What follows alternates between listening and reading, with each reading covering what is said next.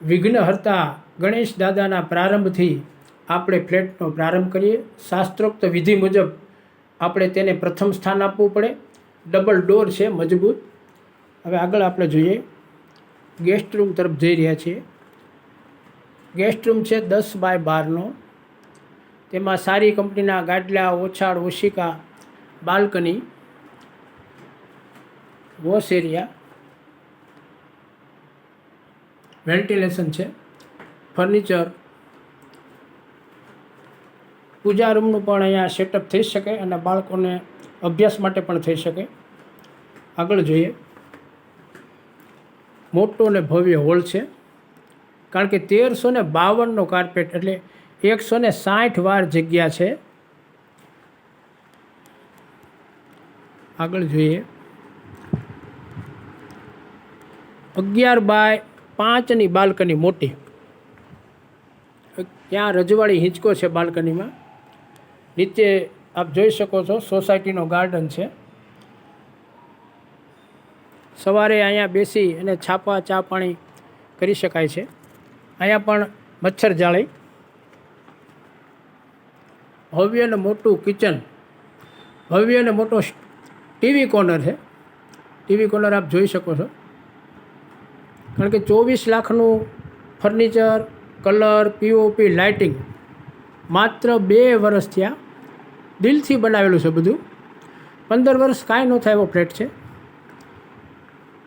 નવા સોફા 4 દિવસ પહેલાં બનાવ્યા. આ 72,000ના નવા સોફા બનાવ્યા. આપ જોઈ શકો છો. સી આકારનું આખું થઈ કરેલ છે.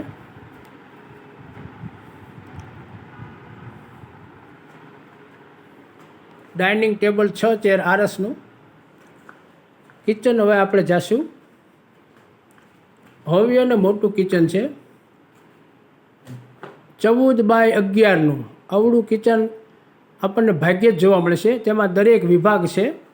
માનો કે નાસ્તા વિભાગના ખાના અલગ, પછી ચા પાણી ને કોફીનું સ્ટેન્ડ જુદું, પછી અનાજ કરિયાણાનું અલગ, તેલના ડબ્બા માટેના જુદા ખાના, કાચની વસ્તુ રાખવા માટેના પણ અલગ ખાના. આ રીતે દરેક 28 થી 29 ખાના આ કિચનમાં છે. અને ભવ્ય હવા ઉજાસ પણ ભરપૂર. કારણ કે વોશ એરિયાની મોટી બાલ્કની છે, જે સીધો પશ્ચિમનો પવન સીધો કિચનમાં આપ જાય છે. વોશ એરિયા પણ ભવ્ય. અને કિચનમાં બેઠા હોય તો, કિચનમાં તમે રસોઈ કરતા હો તો હોલમાં કોણ બેઠું છે એ ખબર ન પડે. આ રીતે બધું વિચારીને બનાવેલ છે. આગળ જોઈએ, કિચનની જ બાજુમાં છે વોશ. જોઈ શકો છો ત્યાં પણ ફર્નિચર. વોચની સામે જ આપણે સ્ટોર રૂમ ભવ્ય અને મોટો. કિચનમાં તો ઘણા ખાના છે જ, મોટું છે. પ્લસ સ્ટોર રૂમ પણ જોઈ શકો. એટલે ઘરઘંટી, મોટા ટીપડા એ બધું રહી શકે. હવે આગળ આપણે રૂમ નંબર 2, 14x12. આપ જોઈ શકો છો સારી કંપનીના ગાદલા, ઓછાળ, બાલ્કની. એમાં પણ આપણે મચ્છર જાળી ને કબૂતર જાળી, તમારા બાળકોની સેફટી માટે, પક્ષીઓ ન આવે, મચ્છર પણ ન આવે, એ 2 છે, કબૂતર જાળી ને મચ્છર જાળી. આનું વોશ એરિયા આપ જોઈ શકો છો.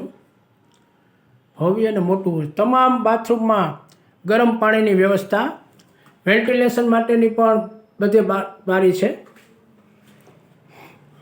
ભવ્ય ફર્નિચર છે. ફર્નિચર આપ જોઈ શકો છો, તદ્દન નવું જ.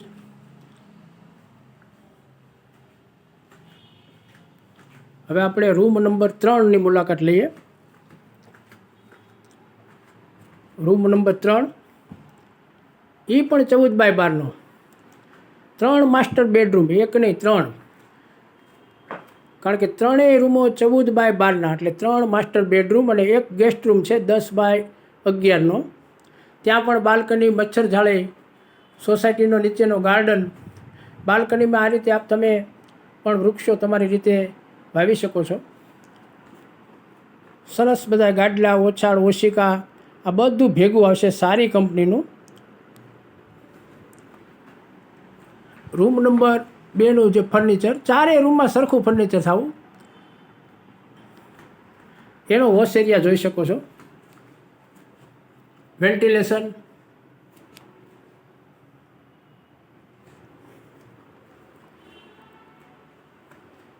ચારેય બેડ મઢેલા આવશે આ રીતે.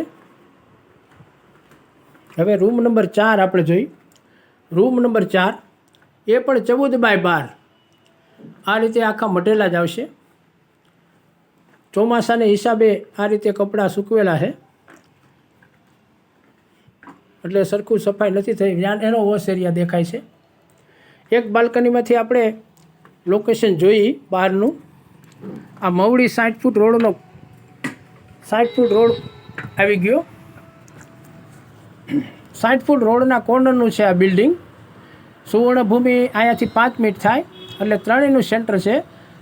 સુવર્ણભૂમિ, કાલાવાડ રોડ અને મવડી ચોકડી એ ત્રણેય 5 થી 7 મિનિટનું અંતર. બરાબર. આ ગાર્ડનમાં નવરાત્રિ, ગણેશ ઉત્સવ, આ 15મી ઓગસ્ટ, 26મી જાન્યુઆરી બધા ભોજન સમારંભ સાથે થાય છે. કારણ કે તમામ લોકો સારા રહે છે ભાઈ. કોઈ જાતનો વાદ વિવાદ નહીં. સોસાયટીમાં એકતા, સંપ ને સહકાર. એટલે દર વર્ષે 5 થી 7 પ્રોગ્રામ ભોજન સમારંભના થાય. આનો વોશ એરિયા આપણે જોઈ શકો છો. ચારેય રૂમમાં આપણો વોશ એરિયા છે. બધા રૂમમાં વોશ એરિયા, ગરમ પાણીની વ્યવસ્થા, વેન્ટિલેશન પણ છે. એની અંદર પણ વોશમાં પણ અરીસો, ગેંડી બધું આવશે. કિચન, ભવ્ય કિચન. 160 વારની જગ્યા થાય. 1352 કાર્પેટ. તદ્દન નવો ફ્લેટ. જે કોઈને ડીલ કરવી હોય તો 94 287 95 840 એમાં કોન્ટેક કરવો. અને દરેક રૂમના બેડ જો આ રીતે ભવ્ય મઢેલા આવશે. બેડની નીચે પણ ખાના બધું છે. તમામ વસ્તુ સાથે છે. એસી, ટીવી બધી 15 વસ્તુ સાથે મળશે.